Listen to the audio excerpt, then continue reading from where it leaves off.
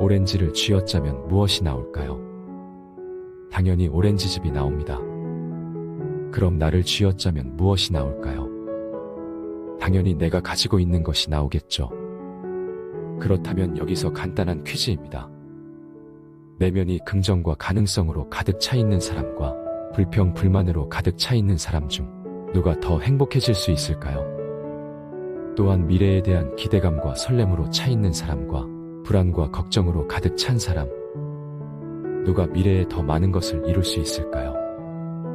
결국 인생은 내부가 외부로 발현된 결과입니다. 따라서 성공하기 위해서 그리고 행복하기 위해서는 가장 먼저 내면을 가꿔야 하는 것이죠. 오늘 그 방법을 알려주는 책이 있다고 하여 가져왔습니다. 전 세계 5천만 명의 인생을 바꾼 심리학자이자 수많은 베스트셀러를 발간한 웨인 다이어의 인생의 태도입니다. 개인적으로 이 책을 보면서 인생에 대한 저의 태도를 점검할 수 있었는데요. 오늘 이 영상을 보시는 여러분들도 꼭 끝까지 영상 시청하셔서 내면을 성공과 행복의 씨앗으로 가득 채우시길 바랍니다. 더 퀘스트에서 출간하고 웨인 다이어가 집필한 인생의 태도입니다. 모든 것은 태도에 달려있다. 저는 인생의 대부분을 인간의 행동을 연구하며 보냈습니다. 교수로, 카운슬러로도 일했고, 책도 썼고 박사과정 공부도 했죠. 그렇다 보니 몇 번이고 행복이라는 주제로 돌아가곤 했습니다. 그 과정에서 행복을 추구하는 인간에 관한 글들을 숱하게 접했습니다. 그러면서 알게 된 건 사람들은 행복이란 무언가 혹은 누군가에게서 발견할 수 있다고 여긴다는 겁니다. 너도 나도 행복을 찾아 나서느라 인생을 허비하죠. 안타까운 일입니다. 행복은 바로 자기 자신에게 달려있는 것이니까요. 그리고 또한 우리가 생각하는 방식에 달려 있습니다. 행복은 내적인 개념입니다. 즉, 행복하기로 결심하면 행복할 수 있습니다. 행복이 우리 안에 있다면 무엇을 하든 어느 순간에든 행복할 수 있습니다. 일을 하면서도 행복을 느낄 수 있고 타인과의 관계에서도 행복을 느낄 수 있습니다. 우리가 어디에 있든 행복할 수 있습니다. 그러니 행복을 얻으려고 애쓸 필요가 없습니다. 그런데 행복에 관해 이야기하면 많은 이들이 왕왕 그 개념을 다른 것들과 섞어 생각하곤 합니다. 자신이 느끼고 경험하는 일들에 대한 책임을 다른 사람, 다른 것에 돌리죠. 바로 이렇게요. 너 때문에 마음이 상했어. 너 때문에 기분이 나빠. 혹은 이렇게도 말합니다. 세상에는 온통 스트레스를 받는 일밖에 없어. 주식시장 때문에 우울해. 하지만 이런 일들은 이 지구상에서 실제로 벌어질 수 없습니다. 그러니까 그 어떤 것도 우리를 분노하게 하거나 우울하게 혹은 불행하게 만들 수 없다는 말입니다. 정말 행복한 사람이 되고 싶은가요? 그렇다면 먼저 삶에서 내가 경험하는 일들은 저 바깥에 존재하는 것들을 어떻게 인지했느냐에서 온다라는 생각을 받아들이기 바랍니다. 내 삶에서 벌어지는 일들은 모두 내 책임이라는 말입니다. 저는 책임감이라는 말은 책임있게 대하는 것이라고 생각합니다. 무책임하게 대하는 것이 아니라요. 그걸 대할 능력은 내게 있어.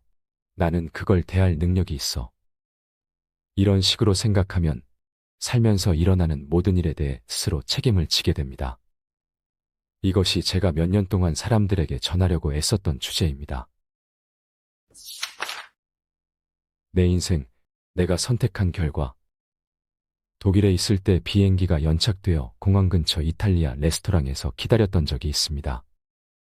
이탈리아인 웨이터가 맛있는 물을 가져다 주었는데 알고 보니 그 안에 있는 손님 모두가 그 웨이터 때문에 신경이 곤두서 있었습니다. 그가 다른 웨이터들에게 소리를 질러대고 주방에 들어갔다 나왔다 하면서 계속 흥분 지수를 높여가고 있었거든요. 저는 그 웨이터를 부르며 말했습니다. 저기요, 왜 그렇게 심각한 건가요? 매일 이런 식으로 일한다면 50살도 되기 전에 심장마비로 죽을지 몰라요. 그러자 웨이터는 이렇게 대답했습니다. 이봐요. 나한테 뭘 기대하는 겁니까? 전 이탈리아 사람이라고요. 마치 그게 모든 걸 설명한다는 투였습니다. 인종적 특성이 자신의 행동을 설명한다는 듯 말이죠. 난 여기에 대해 어느 것도 내 마음대로 할 수 없어. 그렇게 태어났으니까. 난 그런 유전자를 갖고 태어났어. 당신은 내성적인가요? 예민한가요? 걱정이 많은 사람인가요? 겁이 많아 앞에 나서서 상황을 제어할 수 없는 사람인가요? 화가 많은 사람인가요? 누군가가 자신을 조종하고 통제하는 일이 많다고 생각하나요? 자신이 믿는 바를 계속 고수하는 게 두렵나요? 못 먹을 요리를 만드나요? 스포츠의 젬병인가요? 수많은 심리학자들은 그것이 우리의 무의식 속에 있다고 말하고 우리는 그것을 어떻게 할 수 없다고 말하겠죠. 저 역시 뭔가가 잘못되었을 때 다른 곳에 책임을 돌리는 이런 관점에 약간 길들여져 있었습니다. 왜 성공하지 못했는지, 왜 행복하지 않은지, 왜 어떤 일을 해낼 수 없는지, 왜 자신에게만 기회가 찾아오지 않는지, 끊임없이 핑계를 대는 사람들이 세상에 그토록 많은 이유는 이 때문입니다. 심리치료사는 이렇게 말할지도 모릅니다. 당신은 둘째로 태어났군요. 자신이 어떻기를 바라나요? 당신은 분명 자기만의 고유한 특징을 갖기 어려웠겠죠. 외동이라면 어떨까요? 12형제 중에 막내인 경우는요. 그러면 인생에서 부모님 같은 존재가 11사람이나 있었을 것이고 늘 누군가 한 사람쯤은 당신에게 뭔가를 하라고 했겠죠. 돌봐야 할 동생들이 9이나 있는 맞이는 또 어떨까요? 우리는 어떤 변명이든 할 수 있습니다. 그런 일을 하다니 귀신에 씌었나 봐. 신이 실수한 거야. 내게 일어난 모든 잘못된 일들은 신 또는 부모님 탓이죠. 우리 문화에서 어머니는 정말로 어마어마하고도 지겨울 만큼 부당한 평가를 받고 있습니다. 내 잘못이 아니야. 난 늘 그랬는걸. 엄마가 그래도 된댔어. 전 20년 동안 이런 말을 매일 들었습니다. 주로 이런 식으로 이어지죠. 난 그 일을 할 수 없어. 엄마는 여동생을 더 좋아하셨지. 그러니까 내가 이렇게 힘들게 살게 된 거야. 여동생만 늘 관심을 독차지했어. 난 관심을 받아본 적이 없어. 가족 사진을 놓을 때도 늘 여동생 사진을 가운데에 두었고 내 건 없었어. 언젠가 텔레비전의 한 심야 방송에서 말했습니다. 전 단 한 가지 이유로 이 자리에 왔습니다. 모든 분에게 이렇게 말씀드리고 싶어요. 여러분, 어머니는 여러분의 동생을 더 좋아하십니다. 모든 건 태도의 문제입니다. 내가 뭘 믿을지 스스로 선택한 거예요. 내 안에서 일어나는 일은 모두 내 선택입니다. 삶에서 일어나는 모든 일, 나를 가로막는 일, 계속 내 역할을 하지 못하게 방해하고 목표에 도달하지 못하게 하는 일들은 나 자신이 선택한 겁니다. 모두 내 선택이에요. 모두 나의 몫입니다. 지금의 나는 인생에서 내가 했던 선택들로 이루어져 있다. 이 말은 아무리 강조해도 절대로 지나치지 않습니다. 지금 이 순간을 살아라. 미래나 과거를 삶의 목적으로 삼고 살 수는 없습니다. 지금, 오늘, 이 순간을 목적으로 살아야만 합니다. 사실 우리 머릿속에 정말 담고 있어야 할 개념, 자아에 휘둘리는 사고방식에서 벗어나게 해줄 개념은 바로 현재라는 것입니다. 서구 사람들은 지금을 잘 살지 못합니다. 심지어 그 의미조차 모르고 있는 듯 보여요. 아마도 수많은 책임감과 규칙을 따라야 한다는 생각에 짓눌려 있기 때문이겠죠. 우리의 신경은 온통 좋은 가족이 되는 것, 매일 일을 하러 가는 것, 공과금을 제때 지불하는 것, 해야만 하는 일들에 쏠려 있습니다. 물론 이런 일들도 괜찮습니다. 하지만 우리를 열정으로 채워주진 않습니다.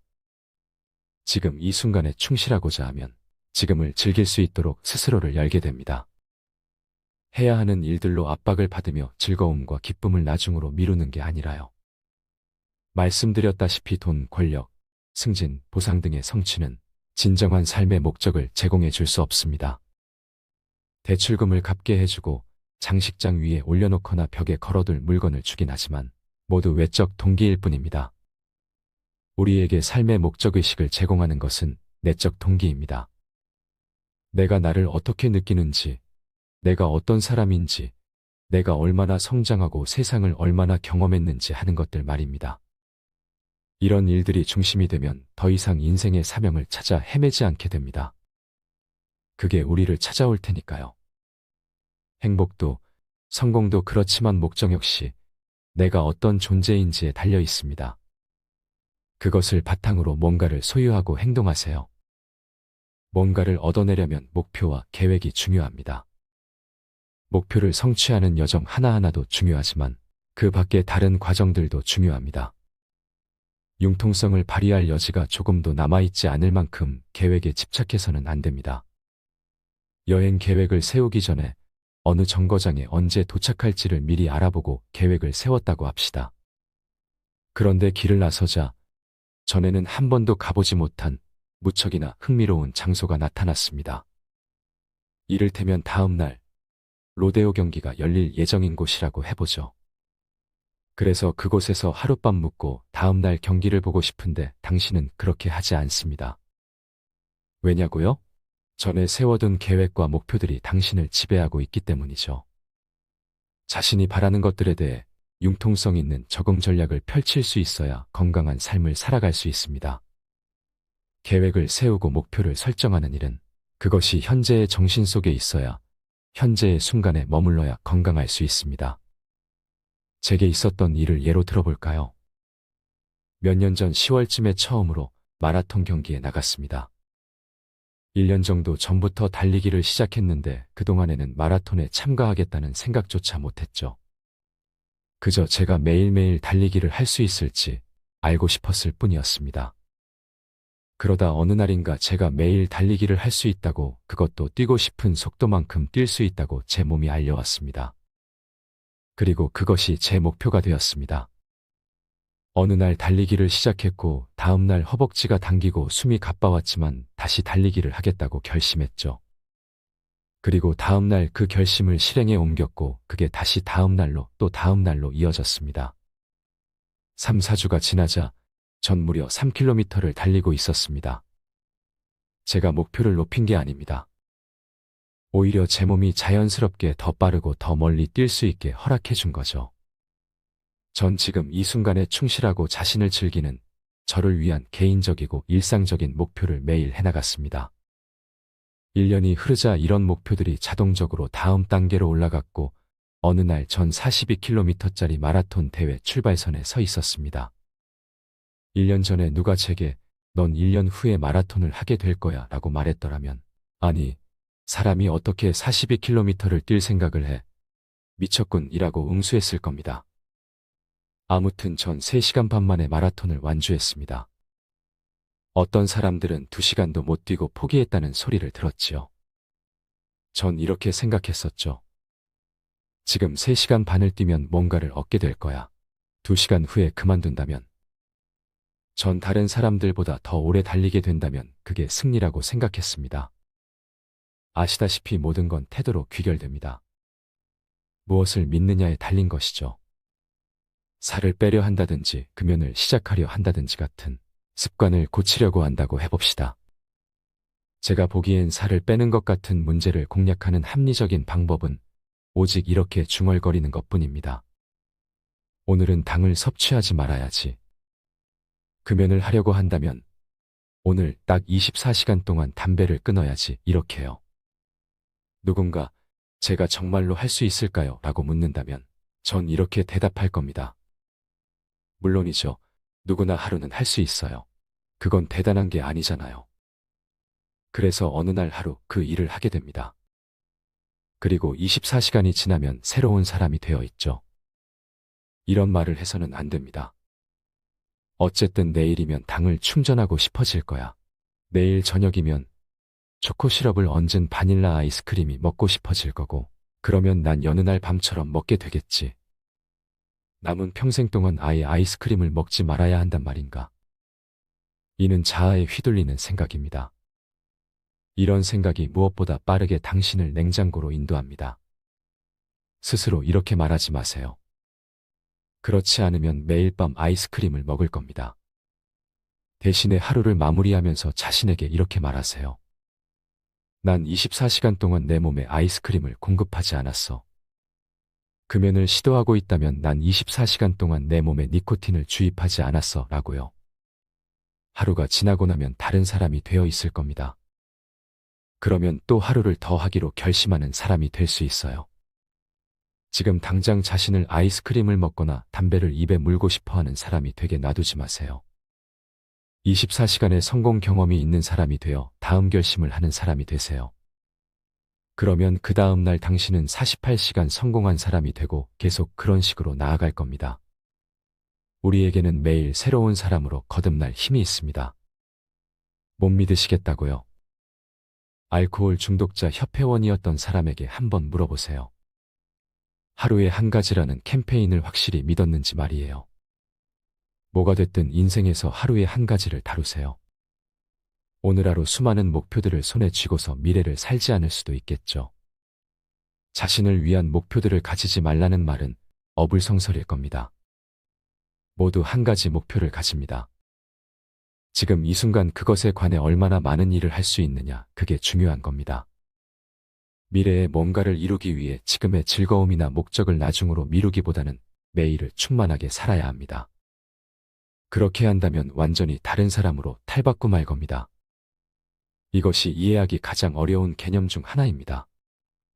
다시 말해 먼 미래, 어느 날에 자신에 관한 목표를 세운다면 거기에 도달했을 때 지금과는 완전히 다른 사람이 되어 있을 거라는 말입니다. 우리가 살 수 있는 순간은 바로 지금 현재 이 순간뿐입니다. 지금부터 5년 후 어떤 사람이 되어 있겠다는 바람은 지금 이 순간, 이 육신으로 지금을 살아가는 방식으로 이 자리에 있을 거라는 추정입니다. 그렇습니다. 그건 말 그대로 추정입니다. 늘 5년 후라는 관념을 가지고 있다면 그걸 얻어낼 수 없을 순간이 옵니다. 누구나 미래는 보장할 수 없으며 과거는 보트 뒤에 남은 항적처럼 흘러가 버리니까요. 우리가 살아야 하는 순간은 바로 지금 현재입니다. 내 감정에 책임지기. 오렌지를 예로 들어볼까요? 오렌지를 쥐어짜면 무엇이 나올까요? 물론 오렌지 주스가 나오겠죠. 하지만 제가 묻고 싶은 건 오렌지를 짰을 때 어째서 오렌지 주스가 나올까 하는 겁니다. 답은 당연히 그 안에 그게 있으니까겠죠. 이때 누가 오렌지를 짜느냐가 문제가 될까요? 어떻게 짜는지, 어떤 도구로 짜는지, 아침에 짜는지 저녁에 짜는지가 문제가 될까요? 그렇지 않습니다. 오렌지를 짜면 언제나 그 안에 담긴 내용물이 나옵니다. 마찬가지로 뭔가가 우리를 쥐어짤 때, 그러니까 뭔가의 압박을 받을 때 나오는 건 우리 안에 있는 것입니다. 그게 화든, 증오든, 스트레스든 말입니다. 누가 우리를 쥐어짜는지, 언제 쥐어짜는지, 어떻게 쥐어짜는지 때문이 아닙니다. 그저 우리 안에 있는 것이 나오는 것이지요. 내 안에 없는 것은 밖으로 나올 수 없습니다.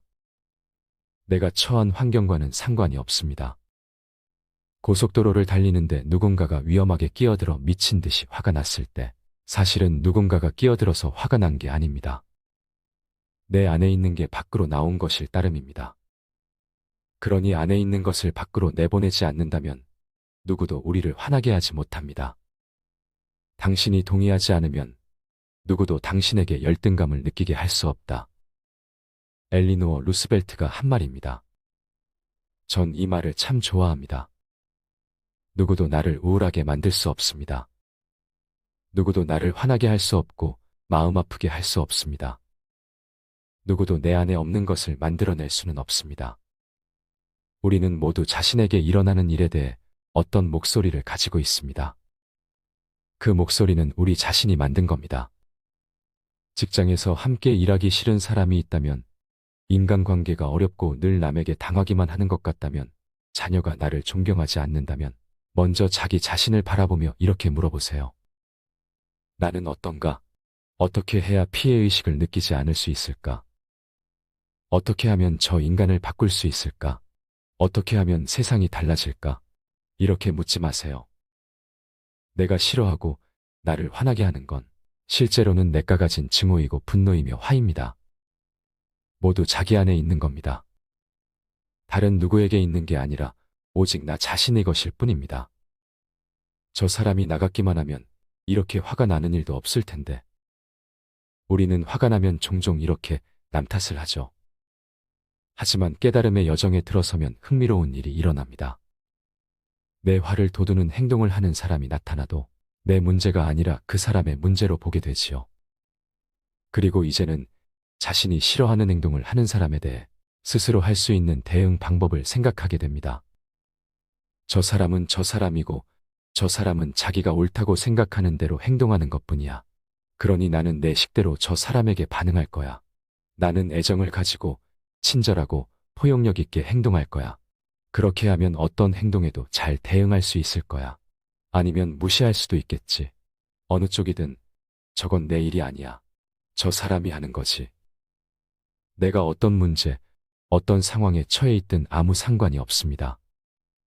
그 문제에 대한 태도가 상관 있는 겁니다. 저는 지금까지 살아오면서 어느 순간 내면의 성장이란 전적으로 자신의 책임에 달려 있다는 사실을 이해하게 되었습니다. 하지만 우리는 살아가면서 내면의 성장을 무척이나 많이 무시하곤 하죠. 예를 들어 양초에 불을 켰다고 생각해 봅시다. 불이 켜진 양초를 들고 밖으로 나갔는데 나가자마자 바람이 불어와 촛불을 꺼뜨립니다. 우리의 일상도 이와 비슷합니다. 살면서 다양한 외부의 힘들을 마주하는데 그것들이 늘 내 안의 촛불을 꺼뜨리는 것만 같습니다. 내 안의 촛불은 절대 흔들리지 않는다는 확신을 가지고 살아가세요. 살다 보면 통제할 수 없는 외부의 사건들이 수없이 일어납니다. 질병이든 사고든 예기치 못한 인생의 태풍은 언제든지 몰아칠 수 있습니다.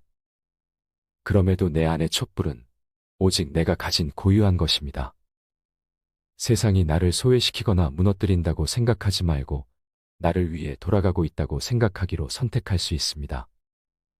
어쩌면 우리가 인생에서 궁극적으로 도달해야 하는 건 밖에서 무슨 일이 벌어지든 강하고 밝게 살아가야 함을 아는 것, 그와 같은 내면의 성장일지 모릅니다. 다시 한번 말하지만 자신에 대해 주인의식을 가지세요. 내 인생은 내 것입니다. 내면에서 혹은 바깥에서 무슨 일이 벌어지든 전적으로 나에게 달려있음을 깨달아야 합니다. 모든 일은 나 자신에게서 비롯됩니다. 보통 우리는 고난이 생기면 바로 핑곗거리를 찾습니다. 요즘 몸이 안 좋아서, 자금이 부족해서, 다른 사람이 잘못 알려줘서 등등. 저도 항상 다른 누군가를 핑곗거리로 삼았습니다. 제 능력 때문에 혹은 제 잘못 때문에 일에 문제가 생겼다는 것을 인정하기란 죽을 만큼 싫었거든요. 그런데 오늘 이 책을 읽은 뒤 제 인생 태도가 한참 잘못되었다는 것을 깨달았습니다. 인생에서 예기치 못한 사고는 항상 일어납니다. 그렇기에 사고를 하나도 고려하지 않고 인생을 설계하는 것은 마치 바람 앞 촛불처럼 한없이 연약한 계획이죠. 그렇기에 우리는 바람을 없애려 노력하는 것이 아닌 초의 크기를 키워 절대 꺼지지 않도록 만들어야 합니다. 그리고 그 방법은 오늘 영상에서 나온 인생의 태도를 갖추면 가능합니다. 혹시 예기치 못한 일로 힘든가요? 갑작스러운 사고에 몸과 마음이 무너지고 있나요? 지금은 분명 힘이 들겠지만 내면을 단단하게 만든다면 이겨내실 수 있습니다. 내 마음의 그릇이 크다면 그 문제는 작은 파동만 일으킬 뿐 결코 내 삶을 부술 순 없을 테니까요. 시간 관계상 모두 소개하지 못했지만 이 책에는 인생에 대한 훌륭한 통찰과 지혜가 가득 담겨 있습니다. 인생의 태도를 바꾸고 싶으신 분들이라면 한 번쯤 읽어보시기를 권해드립니다. 당신의 행복과 성공을 응원하는 당신의 북큐레이터, 책사람이었습니다.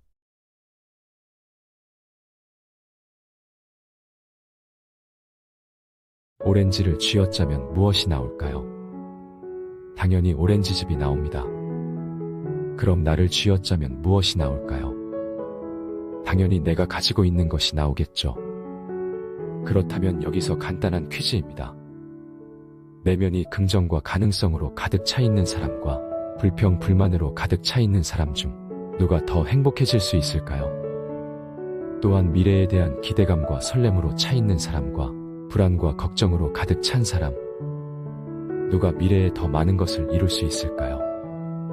결국 인생은 내부가 외부로 발현된 결과입니다. 따라서 성공하기 위해서 그리고 행복하기 위해서는 가장 먼저 내면을 가꿔야 하는 것이죠. 오늘 그 방법을 알려주는 책이 있다고 하여 가져왔습니다. 전 세계 5천만 명의 인생을 바꾼 심리학자이자 수많은 베스트셀러를 발간한 웨인 다이어의 인생의 태도입니다. 개인적으로 이 책을 보면서 인생에 대한 저의 태도를 점검할 수 있었는데요. 오늘 이 영상을 보시는 여러분들도 꼭 끝까지 영상 시청하셔서 내면을 성공과 행복의 씨앗으로 가득 채우시길 바랍니다. 더 퀘스트에서 출간하고 웨인 다이어가 집필한 인생의 태도입니다. 모든 것은 태도에 달려 있다. 저는 인생의 대부분을 인간의 행동을 연구하며 보냈습니다. 교수로, 카운슬러로도 일했고, 책도 썼고 박사과정 공부도 했죠. 그렇다 보니 몇 번이고 행복이라는 주제로 돌아가곤 했습니다. 그 과정에서 행복을 추구하는 인간에 관한 글들을 숱하게 접했습니다. 그러면서 알게 된 건 사람들은 행복이란 무언가 혹은 누군가에게서 발견할 수 있다고 여긴다는 겁니다. 너도 나도 행복을 찾아 나서느라 인생을 허비하죠. 안타까운 일입니다. 행복은 바로 자기 자신에게 달려있는 것이니까요. 그리고 또한 우리가 생각하는 방식에 달려 있습니다. 행복은 내적인 개념입니다. 즉, 행복하기로 결심하면 행복할 수 있습니다. 행복이 우리 안에 있다면 무엇을 하든 어느 순간에든 행복할 수 있습니다. 일을 하면서도 행복을 느낄 수 있고 타인과의 관계에서도 행복을 느낄 수 있습니다. 우리가 어디에 있든 행복할 수 있습니다. 그러니 행복을 얻으려고 애쓸 필요가 없습니다. 그런데 행복에 관해 이야기하면 많은 이들이 왕왕 그 개념을 다른 것들과 섞어 생각하곤 합니다. 자신이 느끼고 경험하는 일들에 대한 책임을 다른 사람, 다른 것에 돌리죠. 바로 이렇게요. 너 때문에 마음이 상했어. 너 때문에 기분이 나빠. 혹은 이렇게도 말합니다. 세상에는 온통 스트레스를 받는 일밖에 없어. 주식시장 때문에 우울해. 하지만 이런 일들은 이 지구상에서 실제로 벌어질 수 없습니다. 그러니까 그 어떤 것도 우리를 분노하게 하거나 우울하게 혹은 불행하게 만들 수 없다는 말입니다. 정말 행복한 사람이 되고 싶은가요? 그렇다면 먼저 삶에서 내가 경험하는 일들은 저 바깥에 존재하는 것들을 어떻게 인지했느냐에서 온다라는 생각을 받아들이기 바랍니다. 내 삶에서 벌어지는 일들은 모두 내 책임이라는 말입니다. 저는 책임감이라는 말은 책임있게 대하는 것이라고 생각합니다. 무책임하게 대하는 것이 아니라요. 그걸 대할 능력은 내게 있어. 나는 그걸 대할 능력이 있어. 이런 식으로 생각하면 살면서 일어나는 모든 일에 대해 스스로 책임을 지게 됩니다. 이것이 제가 몇 년 동안 사람들에게 전하려고 애썼던 주제입니다. 내 인생, 내가 선택한 결과. 독일에 있을 때 비행기가 연착되어 공항 근처 이탈리아 레스토랑에서 기다렸던 적이 있습니다. 이탈리아인 웨이터가 맛있는 물을 가져다 주었는데 알고 보니 그 안에 있는 손님 모두가 그 웨이터 때문에 신경이 곤두서 있었습니다. 그가 다른 웨이터들에게 소리를 질러대고 주방에 들어갔다 나왔다 하면서 계속 흥분 지수를 높여가고 있었거든요. 저는 그 웨이터를 부르며 말했습니다. 저기요, 왜 그렇게 심각한 건가요? 매일 이런 식으로 일한다면 50살도 되기 전에 심장마비로 죽을지 몰라요. 그러자 웨이터는 이렇게 대답했습니다. 이봐요. 나한테 뭘 기대하는 겁니까? 전 이탈리아 사람이라고요. 마치 그게 모든 걸 설명한다는 투였습니다. 인종적 특성이 자신의 행동을 설명한다는 듯 말이죠. 난 여기에 대해 어느 것도 내 마음대로 할 수 없어. 그렇게 태어났으니까. 난 그런 유전자를 갖고 태어났어. 당신은 내성적인가요? 예민한가요? 걱정이 많은 사람인가요? 겁이 많아 앞에 나서서 상황을 제어할 수 없는 사람인가요? 화가 많은 사람인가요? 누군가가 자신을 조종하고 통제하는 일이 많다고 생각하나요? 자신이 믿는 바를 계속 고수하는 게 두렵나요? 못 먹을 요리를 만드나요? 스포츠의 젬병인가요? 수많은 심리학자들은 그것이 우리의 무의식 속에 있다고 말하고 우리는 그것을 어떻게 할 수 없다고 말하겠죠. 저 역시 뭔가가 잘못되었을 때 다른 곳에 책임을 돌리는 이런 관점에 약간 길들여져 있었습니다. 왜 성공하지 못했는지, 왜 행복하지 않은지, 왜 어떤 일을 해낼 수 없는지, 왜 자신에게만 기회가 찾아오지 않는지 끊임없이 핑계를 대는 사람들이 세상에 그토록 많은 이유는 이 때문입니다. 심리치료사는 이렇게 말할지도 모릅니다. 당신은 둘째로 태어났군요. 자신이 어떻기를 바라나요? 당신은 분명 자기만의 고유한 특징을 갖기 어려웠겠죠. 외동이라면 어떨까요? 12형제 중에 막내인 경우는요. 그러면 인생에서 부모님 같은 존재가 11사람이나 있었을 것이고 늘 누군가 한 사람쯤은 당신에게 뭔가를 하라고 했겠죠. 돌봐야 할 동생들이 9이나 있는 마지는 또 어떨까요? 우리는 어떤 변명이든 할 수 있습니다. 그런 일을 하다니 귀신에 씌었나 봐. 신이 실수한 거야. 내게 일어난 모든 잘못된 일들은 신 또는 부모님 탓이죠. 우리 문화에서 어머니는 정말로 어마어마하고도 지겨울 만큼 부당한 평가를 받고 있습니다. 내 잘못이 아니야. 난 늘 그랬는걸. 엄마가 그래도 된댔어. 전 20년 동안 이런 말을 매일 들었습니다. 주로 이런 식으로 이어지죠. 난 그 일을 할 수 없어. 엄마는 여동생을 더 좋아하셨지. 그러니까 내가 이렇게 힘들게 살게 된 거야. 여동생만 늘 관심을 독차지했어. 난 관심을 받아본 적이 없어. 가족 사진을 놓을 때도 늘 여동생 사진을 가운데에 두었고 내 건 없었어. 언젠가 텔레비전의 한 심야 방송에서 말했습니다. 전 단 한 가지 이유로 이 자리에 왔습니다. 모든 분에게 이렇게 말씀드리고 싶어요. 여러분, 어머니는 여러분의 동생을 더 좋아하십니다. 모든 건 태도의 문제입니다. 내가 뭘 믿을지 스스로 선택한 거예요. 내 안에서 일어나는 일은 모두 내 선택입니다. 삶에서 일어나는 모든 일, 나를 가로막는 일, 계속 내 역할을 하지 못하게 방해하고 목표에 도달하지 못하게 하는 일들은 나 자신이 선택한 겁니다. 모두 내 선택이에요. 모두 나의 몫입니다. 지금의 나는 인생에서 내가 했던 선택들로 이루어져 있다. 이 말은 아무리 강조해도 절대로 지나치지 않습니다. 지금 이 순간을 살아라. 미래나 과거를 삶의 목적으로 삼고 살 수는 없습니다. 지금, 오늘, 이 순간을 목적으로 살아야만 합니다. 사실 우리 머릿속에 정말 담고 있어야 할 개념, 자아에 휘둘리는 사고방식에서 벗어나게 해줄 개념은 바로 현재라는 것입니다. 서구 사람들은 지금을 잘 살지 못합니다. 심지어 그 의미조차 모르고 있는 듯 보여요. 아마도 수많은 책임감과 규칙을 따라야 한다는 생각에 짓눌려 있기 때문이겠죠. 우리의 신경은 온통 좋은 가족이 되는 것, 매일 일을 하러 가는 것, 공과금을 제때 지불하는 것, 해야만 하는 일들에 쏠려 있습니다. 물론 이런 일들도 괜찮습니다. 하지만 우리를 열정으로 채워주진 않습니다. 지금 이 순간에 충실하고자 하면 지금을 즐길 수 있도록 스스로를 열게 됩니다. 해야 하는 일들로 압박을 받으며 즐거움과 기쁨을 나중으로 미루는 게 아니라요. 말씀드렸다시피 돈, 권력, 승진, 보상 등의 성취는 진정한 삶의 목적을 제공해 줄 수 없습니다. 대출금을 갚게 해주고 장식장 위에 올려놓거나 벽에 걸어둘 물건을 주긴 하지만 모두 외적 동기일 뿐입니다. 우리에게 삶의 목적의식을 제공하는 것은 내적 동기입니다. 내가 나를 어떻게 느끼는지, 내가 어떤 사람인지, 내가 얼마나 성장하고 세상을 얼마나 경험했는지 하는 것들 말입니다. 이런 일들이 중심이 되면 더 이상 인생의 사명을 찾아 헤매지 않게 됩니다. 그게 우리를 찾아올 테니까요. 행복도, 성공도 그렇지만 목적 역시 내가 어떤 존재인지에 달려 있습니다. 그것을 바탕으로 뭔가를 소유하고 행동하세요. 뭔가를 얻어내려면 목표와 계획이 중요합니다. 목표를 성취하는 여정 하나하나도 중요하지만 그 밖의 다른 과정들도 중요합니다. 융통성을 발휘할 여지가 조금도 남아있지 않을 만큼 계획에 집착해서는 안 됩니다. 여행 계획을 세우기 전에 어느 정거장에 언제 도착할지를 미리 알아보고 계획을 세웠다고 합시다.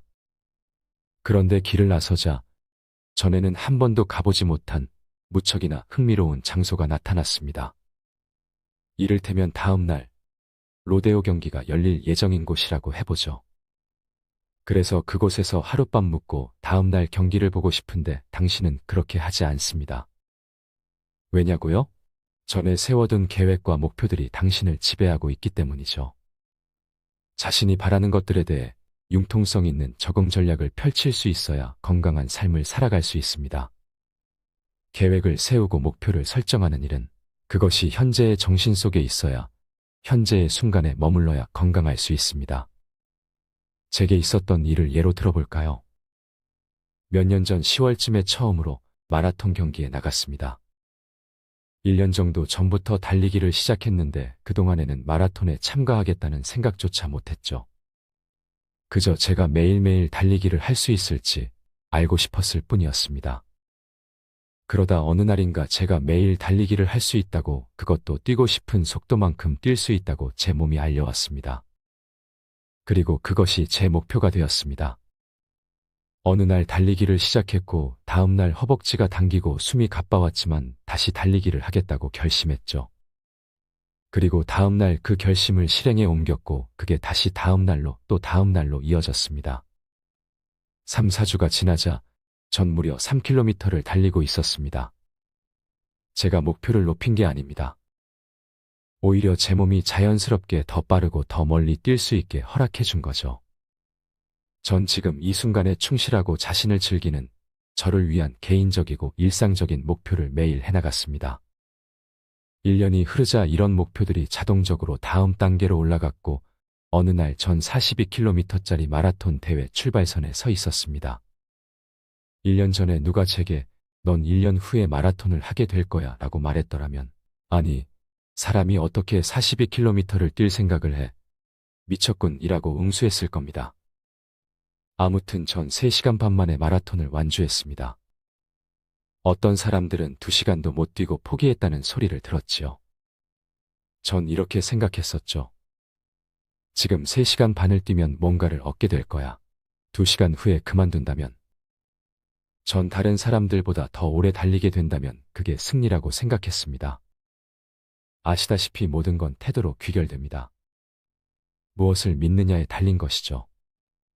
살을 빼려 한다든지 금연을 시작하려 한다든지 같은 습관을 고치려고 한다고 해봅시다. 제가 보기엔 살을 빼는 것 같은 문제를 공략하는 합리적인 방법은 오직 이렇게 중얼거리는 것뿐입니다. 오늘은 당을 섭취하지 말아야지. 금연을 하려고 한다면 오늘 딱 24시간 동안 담배를 끊어야지, 이렇게요. 누군가 제가 정말로 할 수 있을까요? 라고 묻는다면 전 이렇게 대답할 겁니다. 물론이죠. 누구나 하루는 할 수 있어요. 그건 대단한 게 아니잖아요. 그래서 어느 날 하루 그 일을 하게 됩니다. 그리고 24시간이 지나면 새로운 사람이 되어 있죠. 이런 말을 해서는 안 됩니다. 어쨌든 내일이면 당을 충전하고 싶어질 거야. 내일 저녁이면 초코 시럽을 얹은 바닐라 아이스크림이 먹고 싶어질 거고, 그러면 난 여느 날 밤처럼 먹게 되겠지. 남은 평생 동안 아예 아이스크림을 먹지 말아야 한단 말인가. 이는 자아에 휘둘리는 생각입니다. 이런 생각이 무엇보다 빠르게 당신을 냉장고로 인도합니다. 스스로 이렇게 말하지 마세요. 그렇지 않으면 매일 밤 아이스크림을 먹을 겁니다.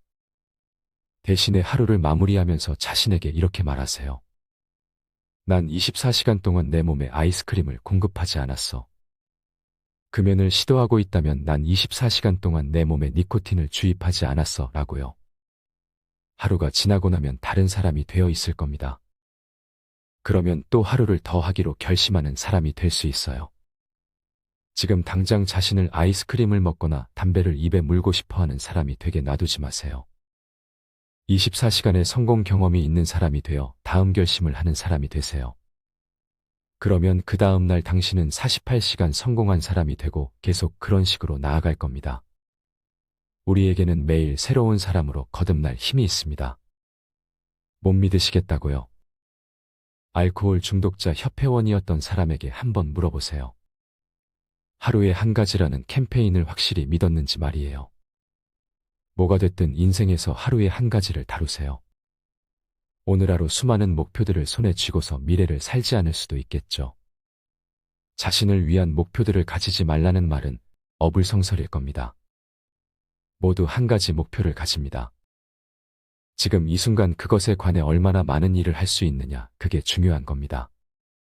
미래에 뭔가를 이루기 위해 지금의 즐거움이나 목적을 나중으로 미루기보다는 매일을 충만하게 살아야 합니다. 그렇게 한다면 완전히 다른 사람으로 탈바꿈 할 겁니다.